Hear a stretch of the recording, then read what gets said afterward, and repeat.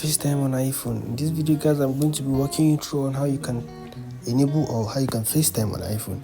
So the first step is for you to go to your settings, guys. That's the first step. Go to your settings. So if you're having a new iPhone, you can go ahead and do this. Even if your phone is not new, you can go ahead and do this. So just go ahead and click on where it says FaceTime. So when you open your settings, search for, you can go ahead and use the search icon. Just so not to show my Apple ID, I'm going to just scroll. So scroll down and look for where it says Face ID. Click on Face ID. When you click on Face ID, make sure if this is turned off, make sure it's turned on. Guys, if this FaceTime thing is turned off, go ahead and turn it on. Go ahead and link your number or email you want to FaceTime with. So if you have to do this, guys.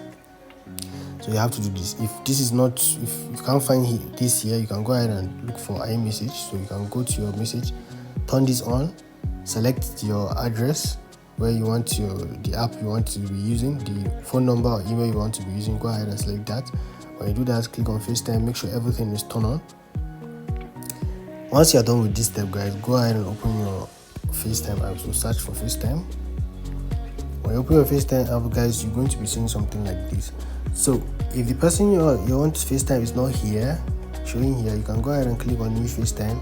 Go ahead and look for the person. So as long as this person's number is linked to his FaceTime, you are going to call the person. As you can see, guys, as you click, you can go ahead and add up the person, or you can create a link. If it's not working, just create a link, copy, and then send it to the person you want to FaceTime, so that you guys can talk. So if this video is really helpful, guys, go ahead and like and subscribe to support the channel. See you on the next one. Peace.